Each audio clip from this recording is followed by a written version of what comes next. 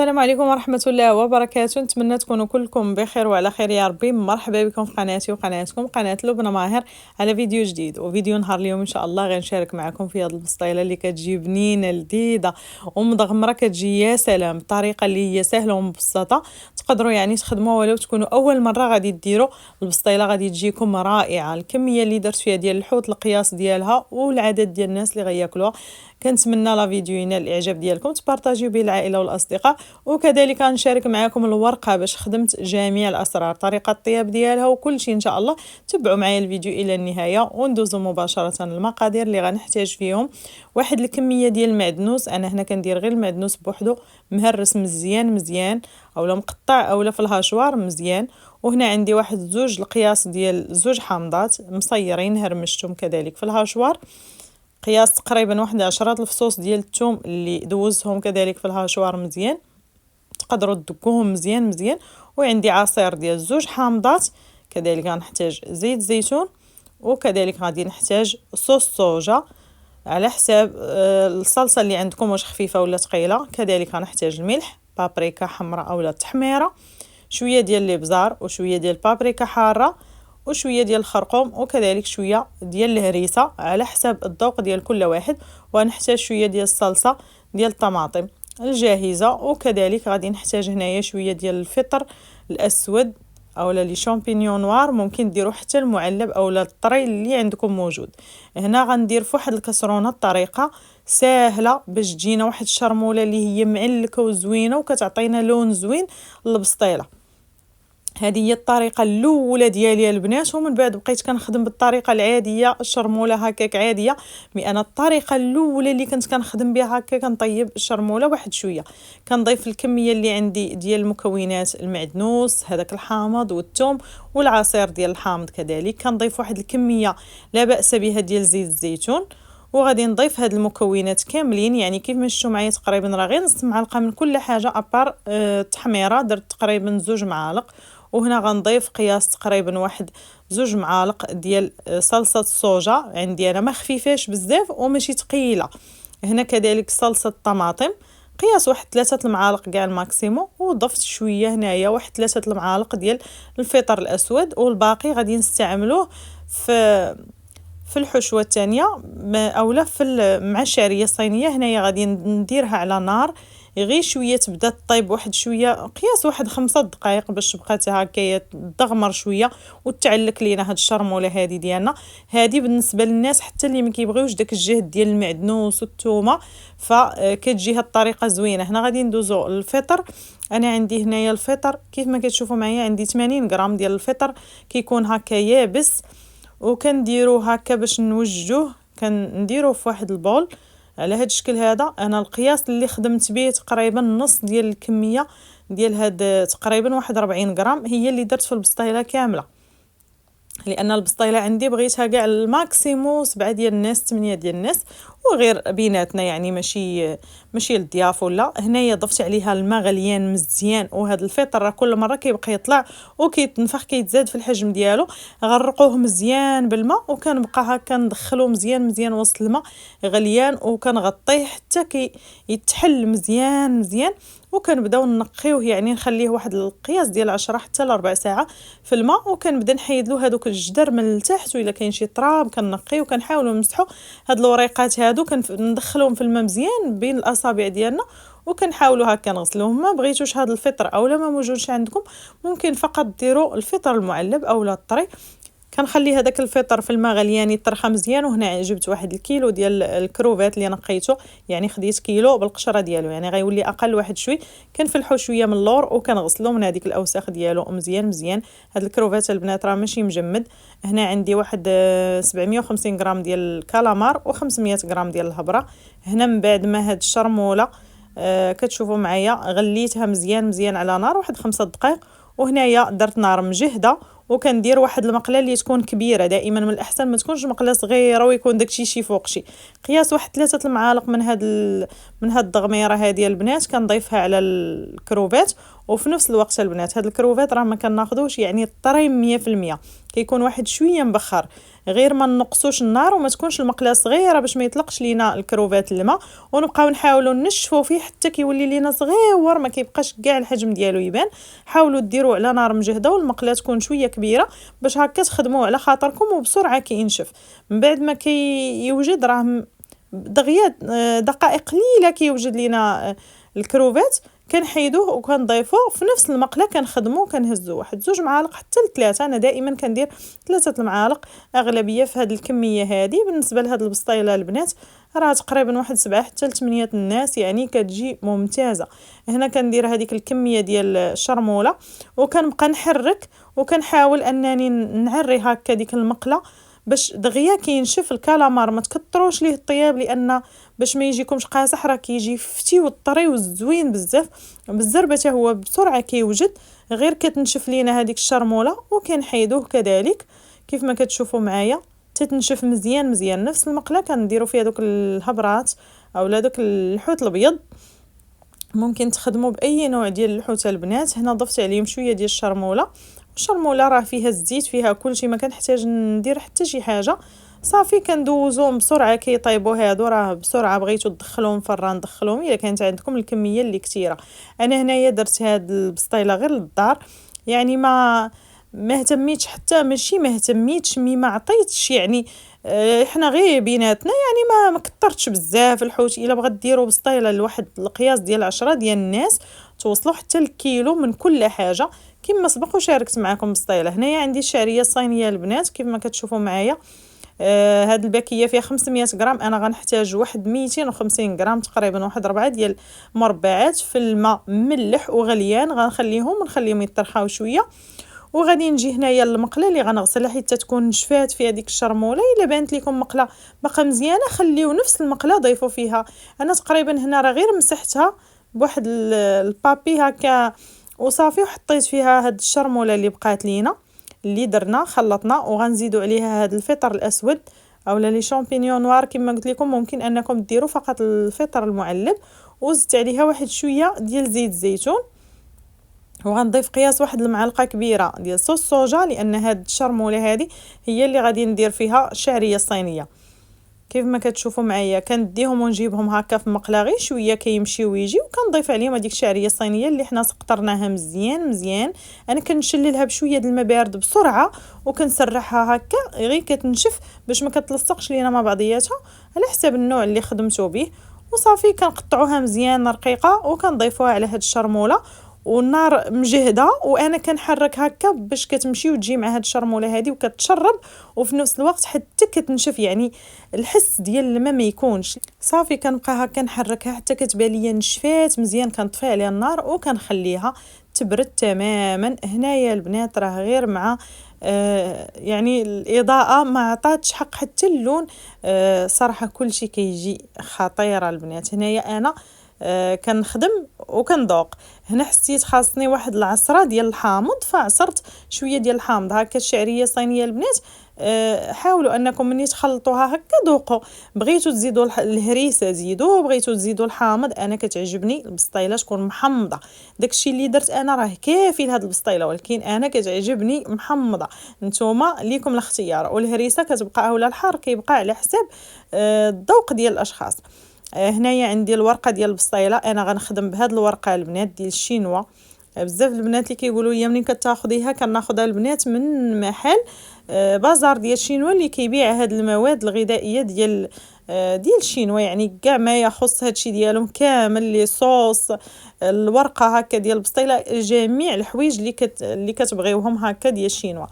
كنحاول كنخليها الطرخه لان كتكون مجمده، وكنبدا ندهن هكا ورقه بورقه غير بالزيت البنات. انا شوفوا معايا كنخدم عشوائيه. هاد البسطيله ما كنتش غنصورها البنات حتى لاخر لحظه. قلت لا علاش لا، كنت غنديرها للعشاء وقلت لا علاش لا، يعني ما نصورهاش معاكم ولو مزروبه. وبغيت نديرها دغيا دغيا. تشهيتها بنهار قبل وكنت درت البايله، قلت دابا نشاركها معكم حتى هي راه صورتها ان شاء الله. وقلت لا غنصورها، حتى بغيت نبدا عاد قلت لا غادي نصورها ان شاء الله، وجدت وبديت كنصور. هنا عندي الانواع كاملين. هنا عندي هاد الهبره كيف ما كتشوفوا معايا طايبه من الداخل. عندي الشعريه الصينيه اللي وجدنا ناشفه، والانواع ديال الكروفات والكالامارا البنات كاملين ضروري ما يكونوا ناشفين، لان الا كانت الحشوه عندنا فازقه راه غتفزق لكم الورقه وما غتخليهاش طيب مزيان، وغتجيكم البسطيله ديالكم مقطعه في نفس الوقت، غتقطع لكم الورقه اولا غطردق لكم هكا الورقه في نفس الوقت. الا كانت ثاني الحشوه سخونه راه نفس الشيء، يعني غادي تطردق لكم الورقه وغادي تفزقها وكتعطي فيها داك الصهد اللي كيعجنها وكيعجن لينا الورقه وما كطيبش وما كتكرملش لينا مزيان. انا الورقه كيف ما قلت لكم دهنتها غير بالزيت فقط.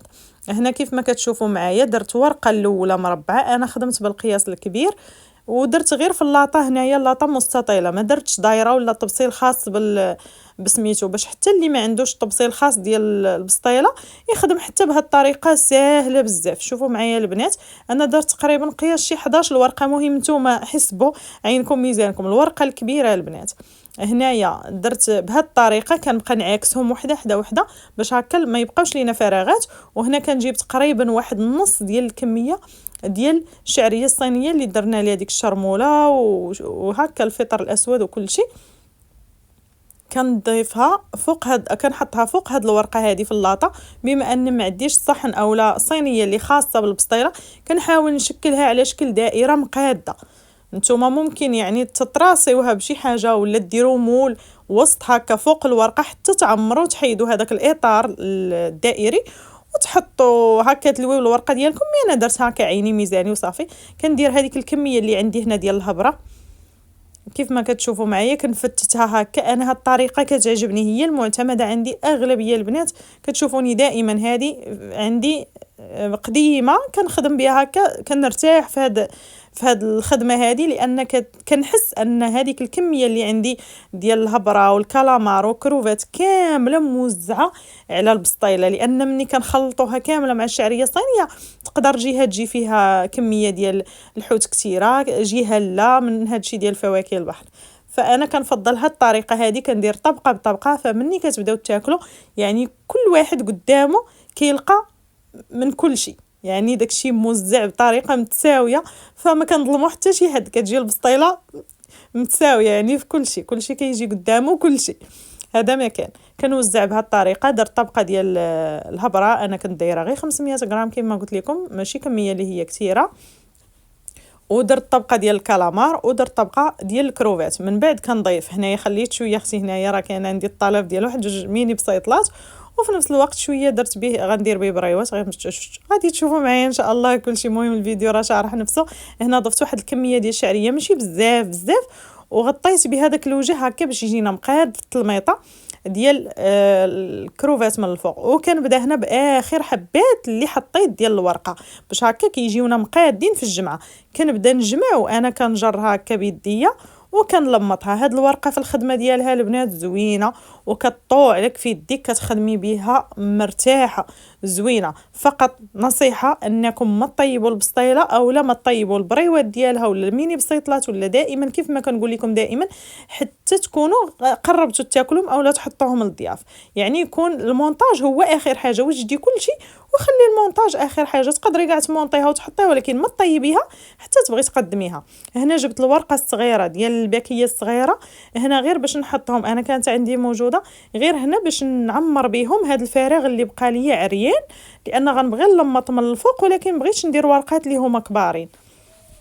هنا درت غير دوك الصغيورات، وهنا غادي نجيب الورقات الكبارين وغنبدا نحاول نلمط بهذه الطريقه. هذه الطريقه اللي هي درت بسيطه وكنخدم بهذه الطريقه. شوفوا معايا الورقه البنات ما كنحطهاش على المربع، كنبدا بالقنيته ديالها كندخلها لتحت والجوانب ديالها كندخلهم هكا شويه في الجناب، وكنجر هذاك القنط الفوقاني ديالها بحال اللي كنجرو، وفي نفس الوقت كنكمش هذيك الورقه باش كيعطيونا دوك لي بلي هكا زوينين وكيجيو في الشكل ديالهم في البسيطله ديالنا زوين. يعني انا هنا كنت مزروبه البنات لواحد الدرجه ما نقولش لكم انني زعما صورت راه راه التصوير راه ماشي سهل البنات، والله التصوير ديال لي فيديو ماشي سهل، وبخصوص المحتوى ديال الطبخ. المحتوى ديال الطبخ راه خاص، يعني راه ما نقولش لكم التصوير راه يفهموني الناس اللي عندهم اليوتيوب وكيديروا محتوى ديال الطبخ، شي حاجه اللي ماشي سهله بالمره. غير هذا المونتاج انا دابا باش نمونطي لكم ما نكذبش عليكم البنات، شحال من مره عاودتو، شحال من واحد قطع ليا هذا المونتاج ما نقولش لكم. هنا البنات من بعد ما جمعتها وهكا جمعت ليا دوك الرويصات ديالها هكا الفوق باش تبقى لينا داك الشكيل هكاك هادوك لي بلي هكاك من الجناب. هنا جبت شويه ديال الزيت اللي مخلطاه بالتحميره مزيان، كنخلطوه مزيان ومن بعد كنهزو غير ديك الزويته الفوقانيه فقط، ما نهزوش في الشتاء هذاك الفرتيت ديال التحميره لان كيبقى لينا هكا كاع محروق فوق البسطيله وكيجي خايب. شوفوا معايا البنات، هنا انا هزيت، شوفوا داك الفتات ديال التحميره كيبقى لتحت، الا هزيتوه كيجينا خايب البنات، كتحرق فوق البسطيله. هنا كندخلها البنات، هاد الورقه هذه ما كتبغيش نار مهيله بحال الورقه ديال الفيلو اولا الورقه العاديه تاع 140 50 اولا 150 درجه، كنديرها على 190 حتى ل 200 درجه لان ما يعني كتحمل الحراره وهي اصلا ما كتحمرش بزاف. هنا درت هكايا دي سيجار صغيورين على هذا الشكل هذا ودخلتها الطيب من بعد ما كنا دهناها مزيان في الفران. هنايا هذا المونتاج عندي مرون، لقطه لقدام لقطه اللور مهمه البنات غتشوفوا معايا. انا دخلتها في الرف الوسطاني ديال الفران في الوسط، يعني في الطبقه الوسطانيه ديال الفران، ودرت 190 درجه من الفوق ومن التحت الفرفاره، وكنخليوها طيب حتى كتقرمل لينا مزيان وكتحمر. وخا الصراحه اللون راه ما عطاش بتاتا لان الليل وهنا كان الحال بارد وكان يعني الليل كيجي بكري، لهذا شفتوني انا خدمت غير على الاضاءه راه لان الربعه كان كيوصل المغرب. هنا عندي زوج رولويات ديال السوشي اللي خدمتهم حتى هما بواحد السرعه ما نقولش لكم باش نزين هكا. هذا ما كان لان كان طالب على السوشي قلت كاع غادي نزين به هاد البسيطله. عندي هنايا شويه ديال الحامض طرونشويات الخضر والصفر على هاد الشكل هذا، شويه ديال الكروفات اللي كنشاركوا معكم دائما، في شويه ديال الزعتر، شويه ديال الملح وشويه ديال الابزار وشويه ديال زيت زيتون. وهنا غنجيب الصينيه ديالنا وجدت كل شيء بما انني دخلت هذاك البسطيله ديالنا الطيب، فهنايا كنجي كنوجد كل شيء باش نحط العشيوه ديالنا. وهنايا كنت دايره شويه ديال بوزروق اللي بقى ليا، هاد بوزروق في الثلاجه وشرملته هكا وزينت به البسطيله ديالنا، كان بقى ليا من النهار قبل اللي كنت درت فيه البايله. وهنايا غادي نحط، هنا ما عرفتش باش نهز ديك البسطيله باش تبقى مقاده، هزيتها بهاد القطاعه هذه ديال الزاج، خشيتها من التحت لا ديروا شي بلا شي طبسيل اللي هو تيكون بلا وحطيتها. هاد الصينيه البنات راه كبيره، الحجم ديال البسطيله البنات تقريبا فيها 36 البنات، هذا هو القياس ديال البسطيله اللي درنا بهذيك الحشوه وهذيك الكميه ديال الحوت وهذا فواكه البحر وكل شيء اللي درنا. مهم البنات هنايا عندي كنزين، شوفوا تزين مبغاش يتقاد ليا بكثره الزربه راه ما نقولش لكم. هنايا وريقات ديال سميتو ديال البسباس، عندي هذوك لي سيجار اللي عمرتهم بهذاك شويه اللي بقى ليا، واحد زوج بسيطلات كانوا تحت الطلب صغيورين ميني بسيطلات يبقاو ابار، هذوك خليتهم على جنب. وهنا كنزين بشويه طرونشويه ديال الحامض الخضر وهذاك الصفر هكا. كان في بالي تزيين وصدقت زين اخر مهم قبلوا عليا البنات، ما كنتش راضيه على التزيين 100% وبالتعاوده ان شاء الله. هاد السوشي البنات هو كان تحت الطلب لان كنت درت قبل واختي ما حضروش ليه كاملين، ومهم عاودت غير واحد زوج رولويات تو سويت دغيا. وهذاك البوزدروك حتى هو بقى ليا من البايله وغادي يبقى غير يخسر، راكم عارفين ملي كتحل الباك ديالو كيبقى يخسر. صافي حاولت نشرملو باش نحط في طبيصيل ونحط طبيصلات فيهم السوشي وهذه، قلت صافي ندير بلا كامل ونحط فيه حنا غير بيناتنا ماشي مشكل. نتوما غمضوا عينيكم اختي على داك الديكور. ولكن اهم حاجه البسطيله من الداخل البنات راه خطيره، راه شوفوا البنات باش تصوري وتحطي وتكوني مزروبه، راه ما نقولش لكم راه اصعب محتوى ديال الطبخ هو المحتوى ديال اصعب محتوى في التصوير عفوا هو محتوى ديال الطبخ. شوفوا جات مدهبه خطيره ولكن التصوير ما عطاهاش حقها الصراحه. كلشي ما بانش ليا كيف ما شفتو انا في المباشر. اهم حاجه البنات انني شاركت معكم هذه البسطيله بهذه الطريقه سهله ومبسطه. داكشي كامل الاخر ما تديوش عليه، مهم البنه كتجي خطيره يا سلام. 7 حتى 8 الناس هذه البسطيله راه كتجي زوينه وبنينه بزاف. كنتمنى الفيديو ديال نهار اليوم ينال الاعجاب ديالكم، والا كنتو اول مره كتشاهدوا هذه القناه مرحبا بكم والف مرحبا. ما تنساوش الاشتراك وتفعيل الجرس باش توصلوا دائما بجديد القناه. اكيد الى عجبكم المحتوى كيف ما كنقول دائما، وكنتمنى تبارطاجيو الفيديو بين العائله والاصدقاء باش تشجعوني انني نرجع للقناه ونتحمس ونصور ثاني ونعطيكم فيديوهات ان شاء الله. وبالنسبه للسوشي غنخلي لكم التصاور في نهايه الفيديو، والحلقه الجايه ان شاء الله اولا الفيديو الجاي غادي نشارك معكم فيه السوشي بطريقه مفصله باشكال مختلفه وبطريقه اللي هي جد بسيطه. العشاق السوشي انتظروا معايا الفيديو الجاي بحول الله. غنقول لكم السلام عليكم، استودعكم الله والسلام عليكم ورحمه الله وبركاته.